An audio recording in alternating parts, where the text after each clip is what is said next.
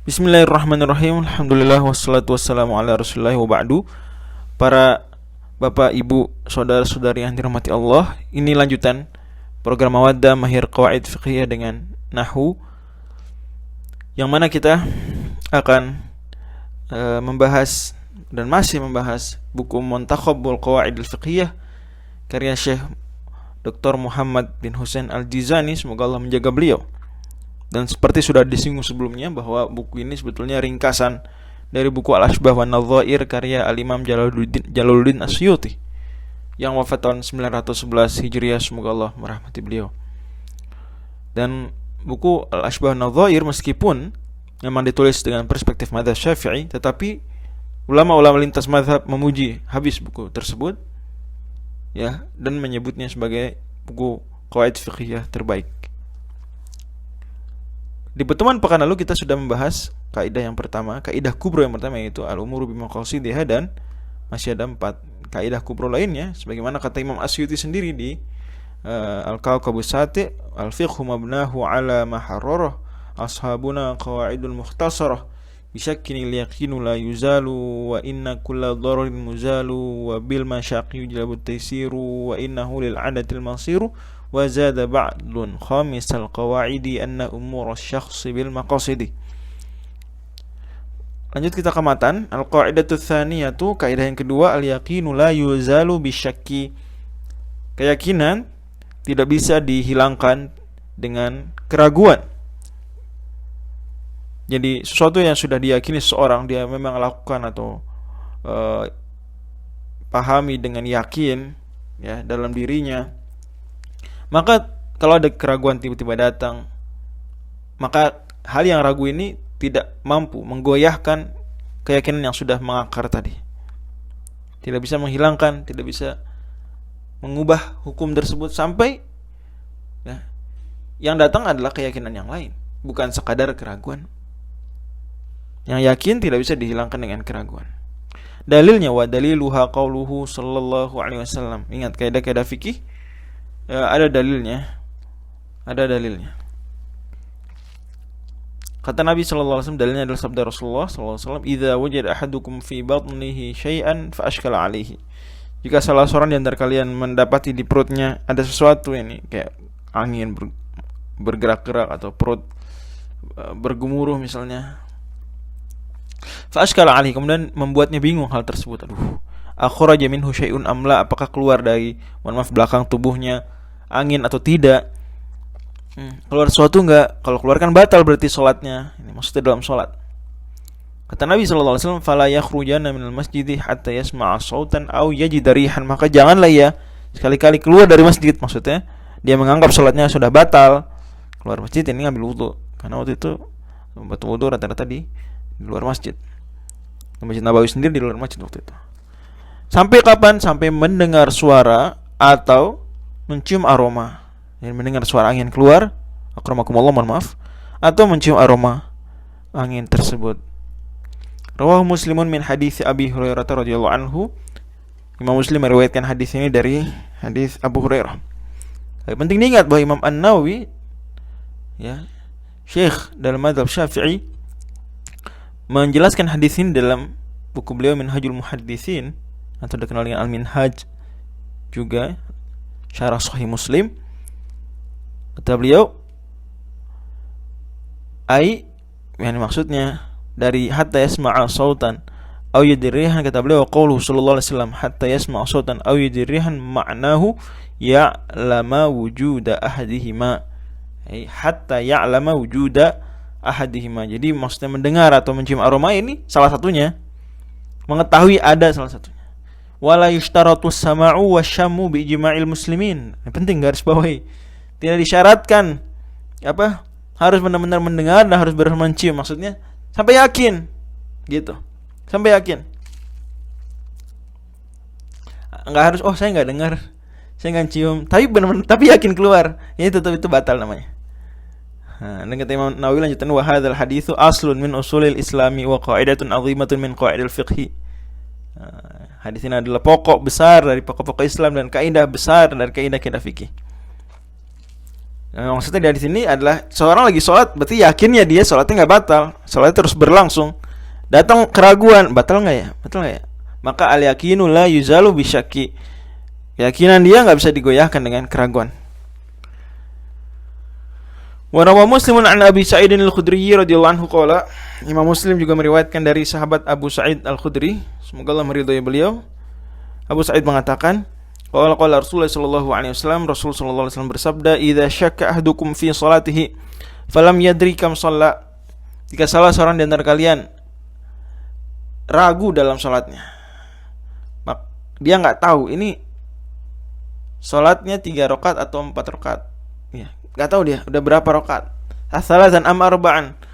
Sudah 4 atau masih 3 rakaat? Falyatrahi syakka wal yabni ala mastayqana. Kata Nabi sallallahu alaihi wasallam, maka hendaklah dia membuang yang meragukan dan dia bangun keyakinan di atas dirinya berdasarkan apa yang diyakini. Dia bangun salatnya, dilanjutkan sebagaimana yang diyakini. Maksudnya kata Imam An-Nawawi, beliau jelaskan dalam syarah Sahih Muslim juga. Maksudnya yang meragukan itu tambahan 1 rakaat. Jadi dia punya 3 sama 1, 3 plus 1. Jadi dia ragu 3 atau 4 ya. Berarti kan 3 atau 3 plus 1. Oke. Berarti yang yakin berapa? Yang yakin 3. Karena baik 3 atau 4 rakaat sama-sama yakinnya 3. Yang meragukan apa? Satunya itu. Maka dibuang satunya. Jadi itu mazhab Syafi'i seperti itu. Yaitu yang meyakinkan adalah yang paling sedikit selalu. Yang paling sedikit. Al-aswa istilahnya. Yang terburuk. Kalau ada 2 hal meragukan, ambil saja yang terburuk. Ya. Katakan oleh Imam An-Nawawi, "Mata syakka fi salati hal shalat 3 am 4 masalan lazimahul bina'u 'ala al-yaqini." Nah, dia harus membangun keyakinan berdasarkan yang meyakinkan. Fa yajibu an ya'ti bi rabi'atin wa yasjudu lis-sahwi. Dia kalau gitu harus anggap tambah 1 rakaat lagi yang keempat. Nah, saya salat Isya. Tambah, dia anggap 3, dia anggap 3, kemudian dia tambah 1 rakaat lagi. Amalan bi hadisi Abi Sa'idin, mengamalkan hadis Abu Sa'id tadi. Wa qala sallallahu alaihi wasallam, "Idza syakka ahadukum fi sholati falam yadri kam shalla 3 am 4 falyatra'i syakka wa yabni 'ala mastayqana." Ada lanjutan hadisnya sebetulnya, "Tsumma yasjuda falyatra'i syakka wa yabni 'ala mastayqana tsumma yasjud sajdataini qabla an yusallima." Kemudian dia sujud 2 sujud, ini sujud sahwi sebelum salam. Fa in kana shalla khamsan syafa'na lahu salatahu wa in kana shalla itmaman. Kalau seandainya dia ternyata sholatnya jadi 5 rakaat, wah ternyata 4 tadi, ya, tambah 1 jadi 5 kan. Maka sujud sahwi tadi 2 kali sujud itu menggenapkan sholatnya. Jika jadi sholat 6, enggak masalah. Wa in kana sholat itmaman li arba'in kana tatadqiman lisyaitan. Kalau seandainya memang tadi benar 4, ya, ini maksudnya dia ketika nganggap 3 memang benar-benar 3, kemudian ditambah 1 kan, jadi 4, dan benar pas 4 rakaat. Terus 2 rakaatnya apa? Apa bikin jadi 5? Enggak. Karena tatadqiman lisyaitan, 2 sujud tadi sahwi hanya untuk membuat kesal setan saja. Nah, yang dimaksud dengan tadi apa? Al-mastayqan itu adalah al-aswa, ya, yang terburuk. Kata beliau lanjutnya lagi, kata Imam An-Nawawi masih, wa fi riwayatin falyanzur ahra dzalika lis-shawab. Ada riwayat lain, ya, yang mana seolah-olah ini menunjukkan enggak pilih yang 3, tapi dia harus mikir. Pokoknya mikir. Ini saya sengaja tegaskan karena memang ini khilaf di antara ulama, dan itu Imam An-Nawawi juga sebutkan. Yaitu ada riwayat lain, falyanzur ahra dzalika lis-shawab. Hendaklah dia meneliti mana yang lebih benar. 3 tempat dia pikir, ingat-ingat. Adalah riwayat lain, falyataharra aqraba dzalika ila shawab. Sama maknanya. Nah, ini Imam Abu Hanifah itu bilang, pendapat beliau adalah bahwa kata Imam An-Nawawi, fi dalilun la Abi Hanifah rahimahullahu ta'ala wa muwaffiqihi min ahli al-Kufah wa ghairihi min ahli ar-ra'i ala anna man syakka fi salatihi fi adadi raka'atin taharra wa bana ala ghalibi dhannihi wa la yalzamu al-iqtisaru ala al-aqalli wal ityanu bi ziyadati. Hadis tambahan riwayat ini seolah-olah menjadi penyokong bagi Abu Hanifah dan yang sependapat dengan beliau, bahwa apa? bahwa dipikir-pikir dulu dan cari yang meyakinkan. Ala ghalibi dhanni, mana yang lebih mendekati lebih kuat gitu. Dan tidak harus yang lebih sedikit, enggak selalu harus langsung anggap 3, enggak, bisa juga kita pikir-pikir oh ternyata lebih masuk akal 4 nih ya, 4. Itu mazhab Abu Hanifah seperti itu. Wa dhahiru hadzal hadithi hujjatun lahum, kata Imam An-Nawawi, ini hadis seolah-olah nampaknya adalah argumen bagi mereka. Tapi wadhab Syafi'i wal jumhur, Imam Syafi'i dan jumhur mayoritas ulama berpendapat ila annahu idza syakka hal shalla thalathan am arba'an mathalan lazimul bina'u 'ala al-yaqini wa huwa al-aqallu. Kalau ragu maka harus sholat 3 atau 4 ya. Maka yakinnya itu 3. Berarti yang paling sedikit wa huwa al-aqallu. Bagaimana tadi hadis Nabi tadi? Ya. Hadis Nabi tadi. Karena Nabi habis itu bilang kemudian dia sujud sahwi. Kemudian kalau salat 5 berarti sujud sahwi menggenapkan. Kalau ternyata memang benar 4 ya berarti bikin setan kesel. Berarti kan di hadis tersebut jelas menunjukkan bahwa dia ragu 3 atau 4 dianggap 3 karena akhirnya nambah kan. Nambah. Makanya ada kemungkinan 5 rakaat tadi. Kalau memang suruh mikir enggak ada tadi. Terus gimana dengan hadisnya kata Imam An-Nawawi? Yang tadi ya. Lanjutnya kata beliau dan yang saya sebutkan, wa hadza sharihun, ya, hadis barusan yang saya bacakan tentang dia sujud sahwi kemudian kalau 5 maka menggenapkan salatnya, sujud sahwi tersebut kalau ternyata memang ya 4 maka itu bikin kesal setan. Kata beliau wa hadza sharihun fil wujubil bina'i 'alal yaqini. Ini jelas bahwa harus ke yang 3 tadi, bukan yang ke yang 4. Bukan pikir-pikir cari ghalibudz dzan, cari dugaan kuat, enggak. Langsung ke yang yakin, itu 3 yakin. Wa hamalut tahriya fi hadits Ibnu Mas'ud radhiyallahu anhu 'ala al-akhdhi bil yaqini. Dan maksudnya faliyahat taharra tadi itu cari yang paling mendekati. Itu maksudnya 3, yaitu yang maksudnya meyakinkan. Karena apa? Qalu wa taharri huwal qasdu. Karena tahari maknanya qasd, ya, menuju. Ini hendaklah dia menuju yang benar. Maksudnya yang benar itu yang meyakinkan. Yang 3. Wallahu a'lam bishawab. Demikian kata Imam An-Nawawi. Lanjut. Kembali ke matan yang dari fi hadhil qa'idati. Antar dulu, ada yang terlewat. I'lam anna hadhil qa'idata tadkhulu fi jami' abwabil fiqh. Ketahuilah bahwasanya kaidah ini masuk ke seluruh bab fikih. Wal masailul mukharrajatu 'alaiha tabalughu 3/4 fiqhi wa aktsara. Dan permasalahan yang bisa dikeluarkan diturunkan sesuai dengan prinsip kaidah ini itu mencapai 1/3 fikih dan lebih dari mencapai 3/4 fikih dan lebih. Ya, 3/4 3/4. Walau syarattuha huna la thala syarhu. Kata Imam Asyuti, tentu nih Syekh Al-Jizani kan meringkas omongan Imam Asyuti ya. Kalau saya paparkan semuanya, saya listkan semuanya di sini akan panjang penjelasannya. Walakinni asuqu minha jumlatan shalihatan fa aqulu, tapi aku hanya akan membawakan sejumlah yang cocok, yang cukup untuk menjelaskannya, maka aku katakan berikut. Yang dari jufi hadil qaidati iddatu qawaidah. Di bawah kaidah kubro ini, kaidah besar ini, ada kaidah-kaidah kecil. Nah, kaidah kuliah juga tapi tidak kaidah kubro. Minha qauluhum, di antaranya adalah perkataan mereka ini para ahli fikih. Al-aslu baqa'u makana ala makana. Pada dasarnya, hukum asalnya tetapnya sesuatu berdasarkan apa yang dia dahulu begitu. Baqa'u makana, tetapnya sesuatu ala makana, berdasarkan kondisi dia sebelumnya. Famin amsati dzalika, di antara contohnya adalah man tayaqqana at-taharata, barang siapa yakin dia sudah bersuci. Contoh, ada orang habis wudu, yakin sudah berwudu. Wa syakka fil hadathi. Ragu. Wah, tadi batal enggak ya? Dia yakin wudu, yakin saya tadi udah wudu, jelas ini masih basah. Tapi ragu batal enggak ya? Fa huwa mutatahhirun, maka kata Imam Asyuti berarti dia masih suci, belum batal. Kenapa? Karena yang yakinnya tadi itu apa? Wudunya tidak tergoyahkan dengan ragunya, yaitu hadas. Lanjut, au tayaqqana fil hadathi wa syakka fit taharati fa huwa muhditsun.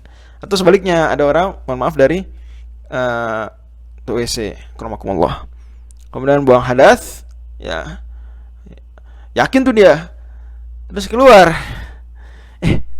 Saya udah wudu belum ya? Ragu dia udah wudu belum ya? Tapi yakin tadi bahwa dia memang baru saja buang hajat akramakumullah. Maka seperti ini dia dianggap apa? Harus menganggap dirinya belum wudu, masih berhadas.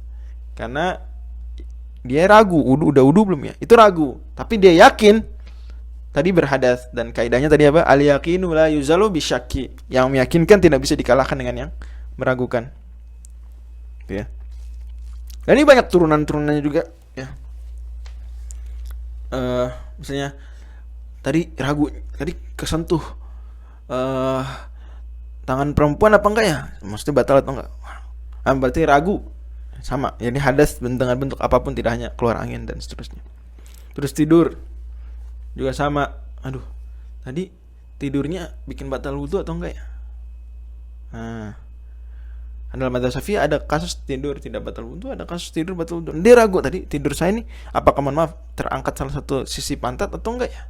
Kalau terangkat salah satunya kan batal kalau dalam kondisi tidur. Maka dianggap ya berarti itu meragukan, diabaikan. Kalah dengan yakin, yaitu dia tetap dalam keadaan belum batal. Ini misalnya kasus dalam khutbah Jumat, dia ketiduran di khutbah Jumat. Kemudian tiba-tiba udah komat. Aduh, dia ragu tadi saya ketiduran khutbah Jumat, tidur yang membatalkan atau enggak ya? Berlaku kaidahnya.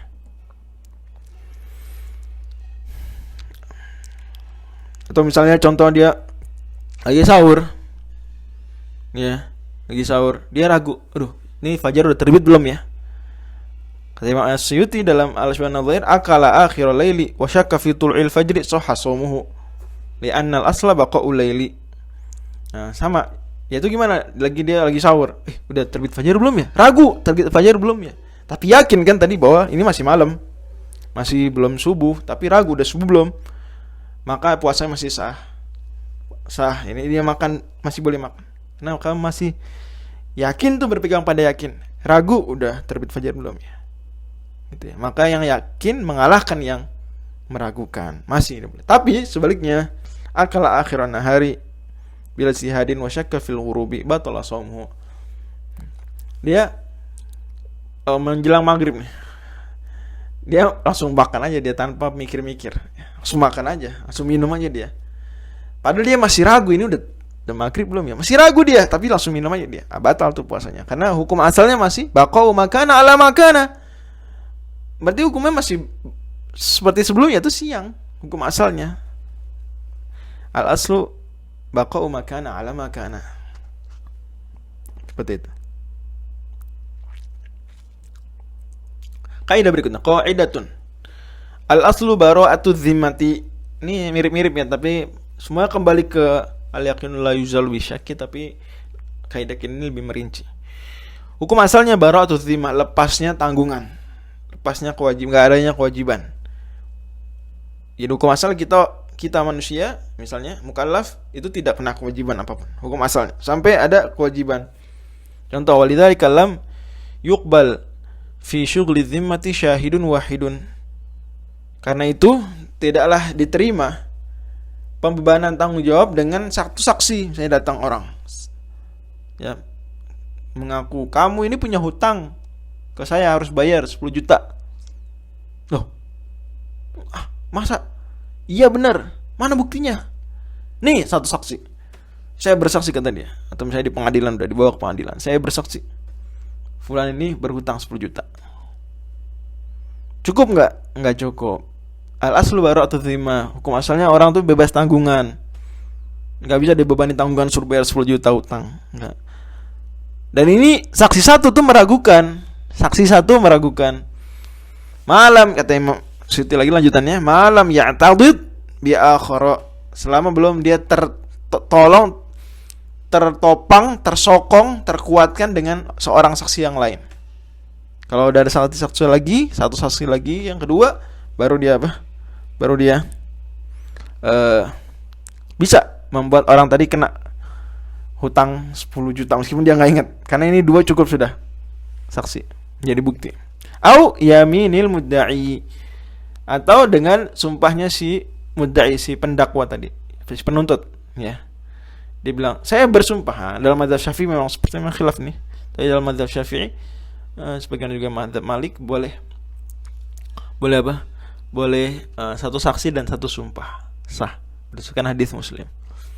Walidza aydan, dan karena ini juga kana al-qaulu qaulal mudda'a alaihi li muwafaqatihil asla, dan karena kaidah ini juga al-aslu baratudz zimmah, maka ucapan yang paling kuat dari antara penuntut dengan yang dituntut, ya, yang paling kuat dipercaya itu yang dituntut.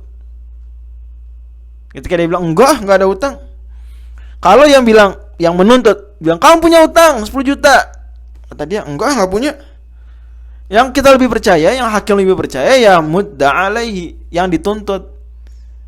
Penuntut harus bawa bukti. Mana buktinya? Enggak ada, yang berarti yang menang adalah si mudda' alaihi, si yang dituntut. Gampang, dia tinggal bersumpah saja, selesai. Kenapa? Karena hukum asal li muwafaqatil asal, sesuai dengan asal. Apa asalnya? Orang tuh enggak punya utang. Hukum asalnya orang enggak punya utang. Al aslu bara'atudz zimmah. Pada dasarnya enggak ada tanggungan tuh terisi sesuatu pun. Gitu ya.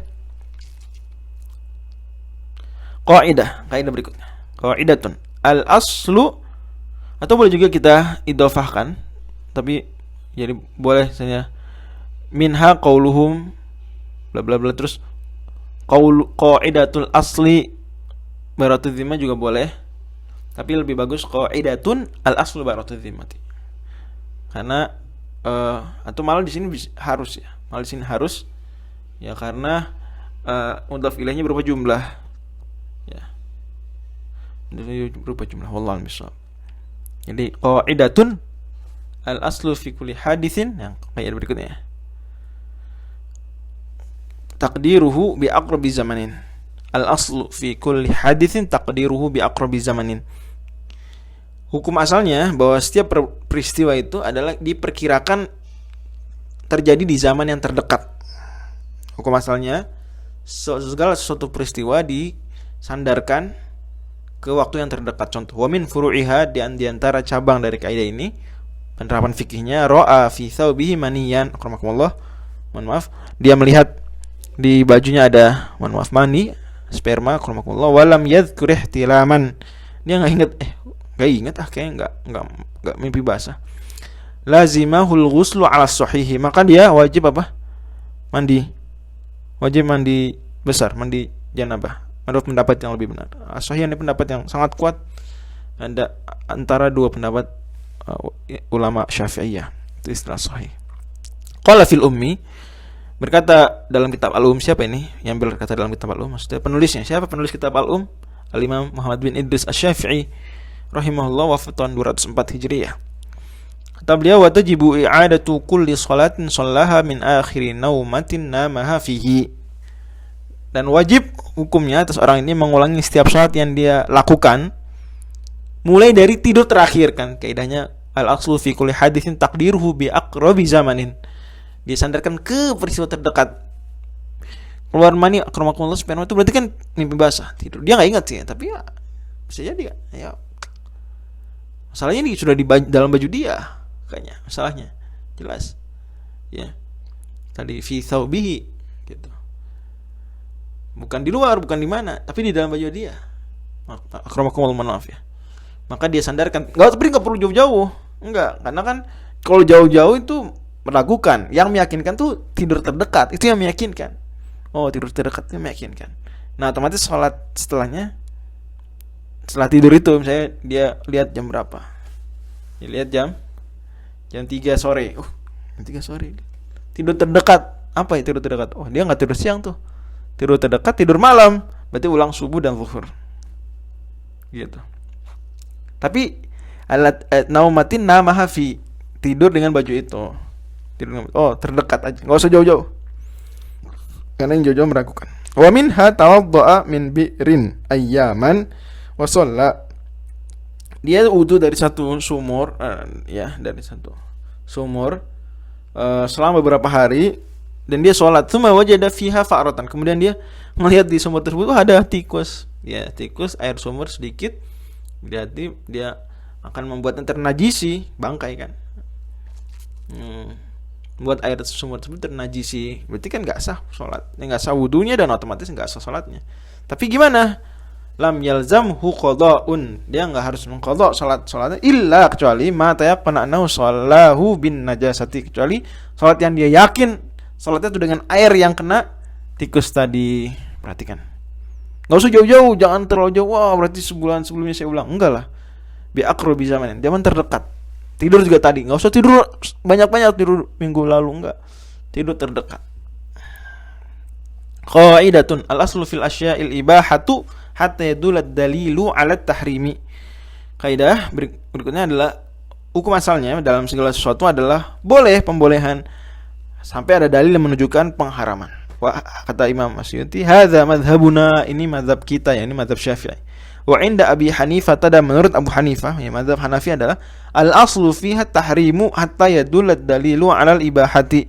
Hukum asal segala sesuatu tuh haram, pengharaman sampai ada dalil menunjukkan pembolehan. Itu mazhab Abu Hanifah. Wa yadhharu atharul khilafi fil maskuti anhu, dan akan berefek, ya, jadi perbedaan pendapat kapan? Ya, muncul efek perbedaan ini dalam hal-hal yang memang di syariat diamkan, tidak ada keterangannya. Kata Imam Asy'uti, wa ya'didul awwala qauluhu sallallahu alaihi wasallam, yang mendukung pendapat pertama itu pendapat Imam Asy-Syafi'i, dan itu bunyi kaidah yang kita bahas, al-aslu fil asyil ibahatu hatta yadul dalilu 'ala tahrim, adalah sabda Rasul sallallahu alaihi wasallam, ma ahallallahu fa huwa halalun. Apa yang Allah halalkan maka itu halal, wa ma harrama fa huwa haramun. Apa yang Allah haramkan maka itu haram, wa ma sakata anhu fa huwa afun. Apa yang Allah diamkan maka itu dimaafkan, pemaafan. Faqbalu minallahi afiyatahu fa innallaha lam yakun liyansa syai'an. Maka terimalah apa yang Allah maafkan, karena Allah Subhanahu wa taala tidaklah mungkin melupakan sesuatu pun. Akhrajahul Bazzaru wa Tabarani. Kita baca Tabarani. Ba-nya difathahkan. Min hadits Abi Darda bi sanadin hasanin, dikeluarkan hadis ini oleh Al-Bazzar dan Imam At-Tabarani. Imam Al-Bazzar dan Imam At-Tabarani dari hadis Abu Darda radhiyallahu anhu dengan sanad yang hasan. Lanjut, wa yatakharaju an hadhihi katsirun minal masailil mushkili haluha. Dan keluar dari kaidah ini, bisa dikeluarkan, bisa diturunkan dari kaidah ini banyak sekali dari perkara-perkara yang membingungkan kondisinya. Contoh, minhal hayawanul mushkilu amruhu, contohnya hewan yang kita enggak tahu perkaranya nih, membingungkan. Wa fi wajhani asahuhu malhillu. Nah, dan ini ada dua pendapat ulama Syafi'i, dan hukum asalnya halal, kama qala Ar-Rafi'i, sebagaimana dikatakan Imam Ar-Rafi, syekh kedua dalam mazhab Syafi'i setelah Imam An-Nawawi. Imam An-Nawawi wafat 676 Hijriah, Imam Ar-Rafi'i wafat 623 Hijriah. Wah, nih hewan nih, waduh, enggak ada keterangannya nih hewan nih. Di syariat Islam, di Quran, di hadis enggak ada, enggak halal, enggak juga haram. Maka yang lebih kita pegang hukum asalnya adalah halal. Al-aslu fil asyal ibah hatta dalilu 'ala tahrim. Wa minhan nabatul majhulu tasmiyatu, begitu juga tanaman yang kita enggak tahu namanya.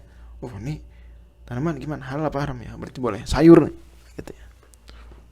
Qaidatul al-aslu fil abda'i tahrim. Tapi ada yang hukum asalnya haram. Itu apa misalnya al-abda'. Al-aslu fil abda'i tahrim. Hukum asal al-abda' ini hal-hal terkait seksual, ini terkait lawan jenis, itu haram hukum asalnya. Fa idza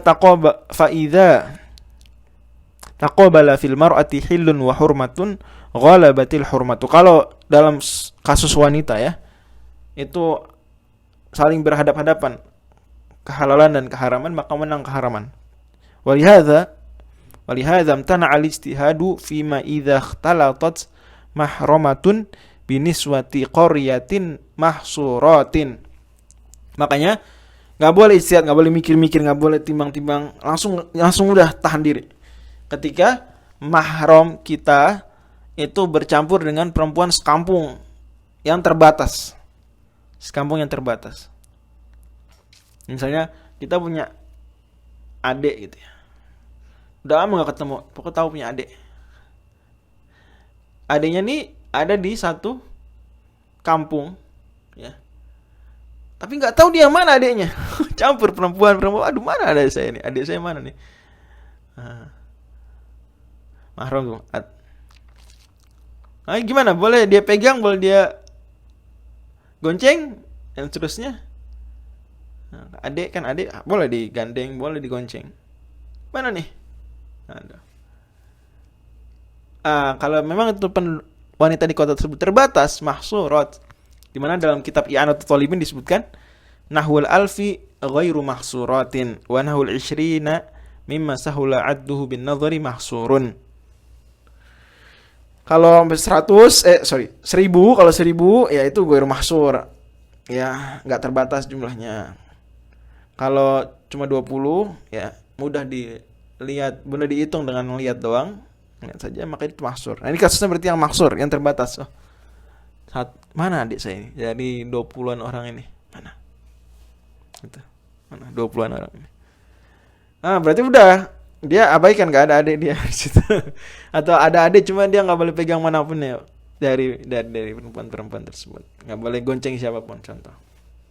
Atau kalau kasusnya dikatakan lanjutnya li'annahu laisa asluhunal ibahata. Karena hukum asal mereka bukan boleh, kan terkait dengan lawan jenis. Hukum asalnya enggak boleh.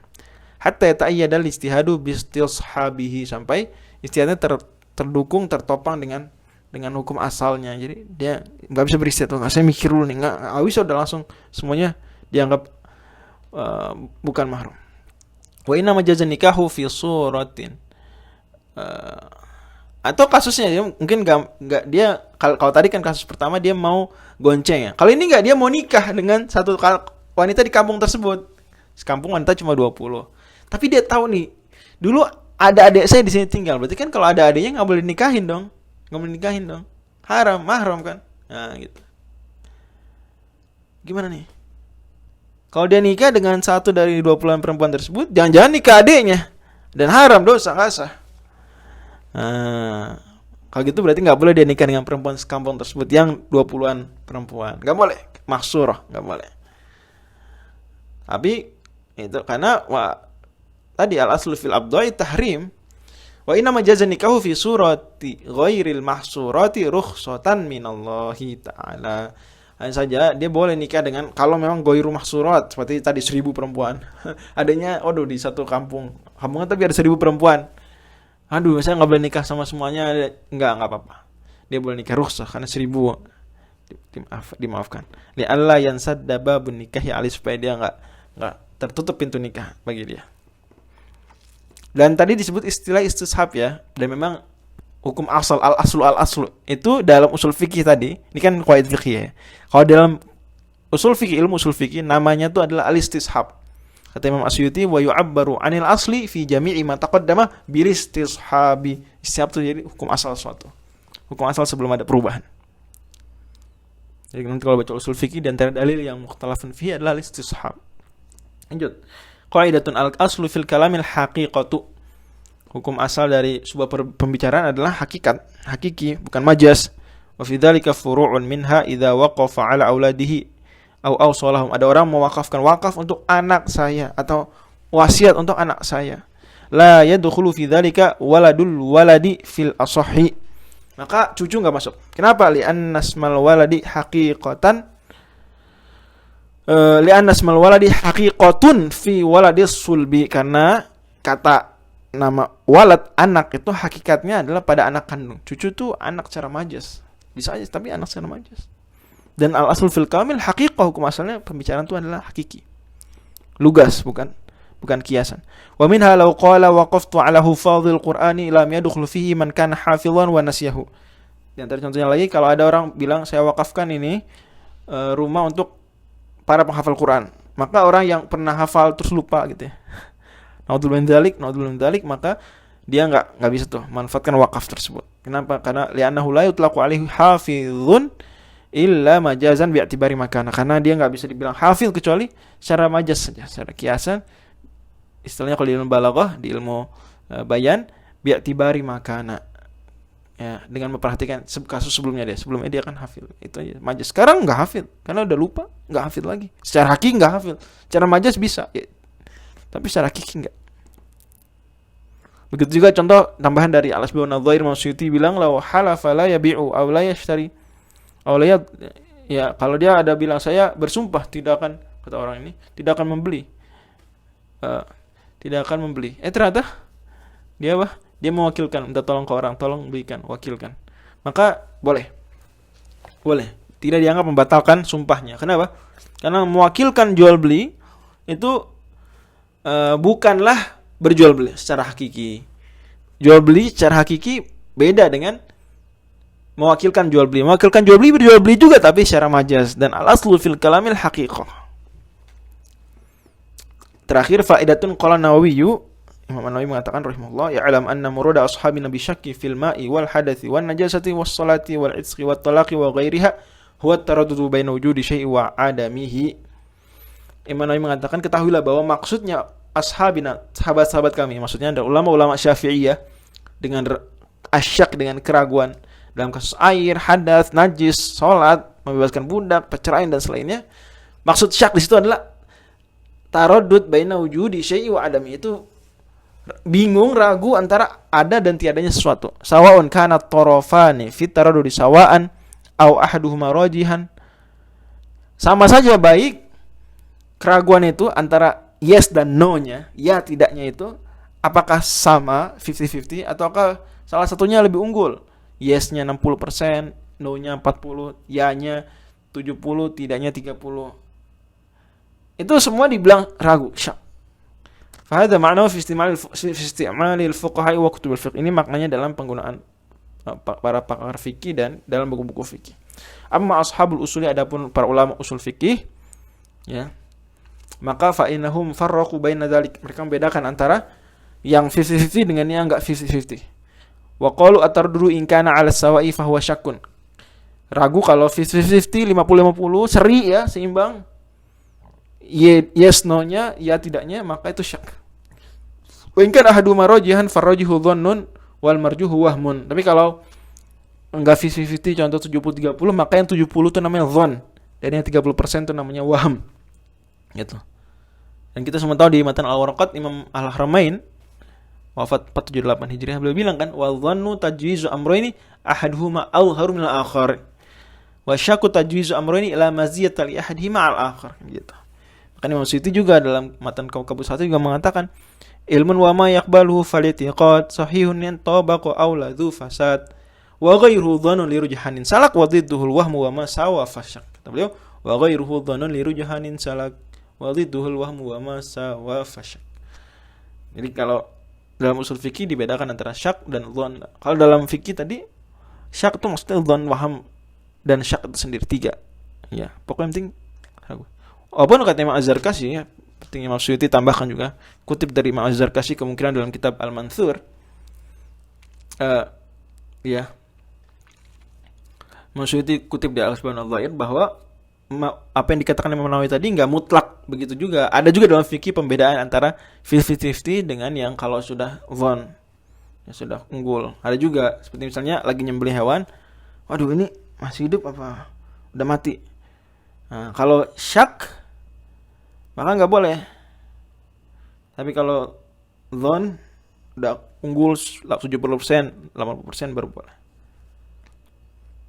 Atau baru boleh disembelih, ini ada hewan mati gitu ya, baru boleh disembelih, kemudian jadi halal. Tapi kalau ini aduh jangan-jangan cuma udah mati nih, udah bangkai gitu ya, boleh dimakan, boleh disembelih enggak? Itu kalau syak aja 50-50 enggak boleh, haram, udah otomatis haram. Jangan-jangan cuma gerak-geraknya bukan karena masih hidup, tapi bukan karena ada kehidupan, tapi karena efek aja, udah mati dia.